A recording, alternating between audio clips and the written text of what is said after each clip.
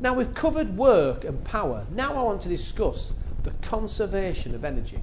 What is energy? Well, energy is the ability to do work. And for work to have been done, energy must be available.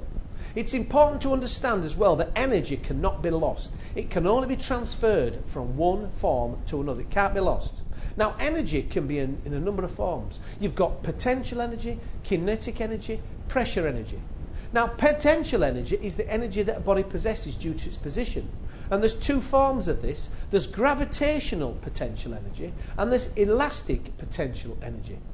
First of all, I'm going to look at gravitational potential energy. This is due to its position. In other words, where it is above what you're measuring, which is what we call the datum.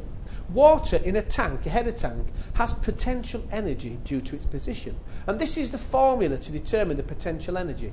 Delta energy, P, there, potential energy, equals mg delta H. That's the change in direction, the height there.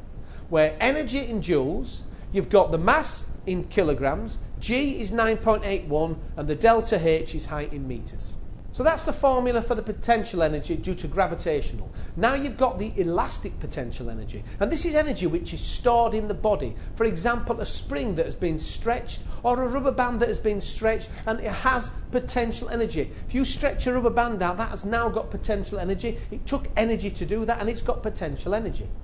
This is the formula to determine the elastic potential energy. E equals half ke squared, where E is the energy in joules, K is the stiffness of the body, and E is the extension of the spring. Now, that's elastic energy.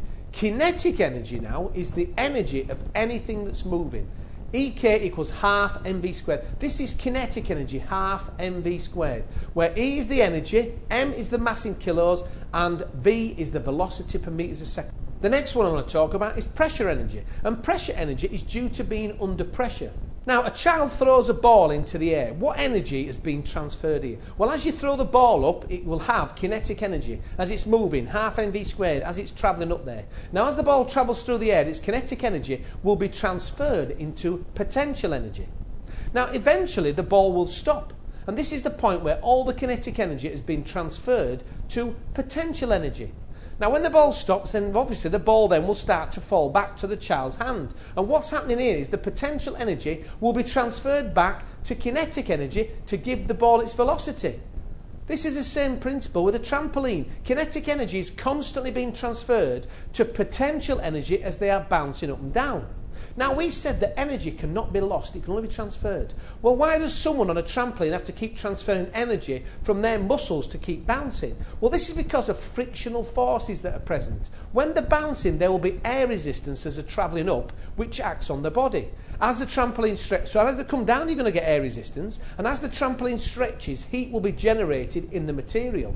So in other words, generally there'll be a lot of heat losses and resistance due to, as it's travelling up and down, air resistance, you will lose energy and it'll be transferred to heat energy. I mean, usually you ignore friction when carrying out certain questions as it's usually negligible. However, for completeness, it cannot be ignored, and just remember that, it's very important that energy can be transferred into heat energy or losses due to friction.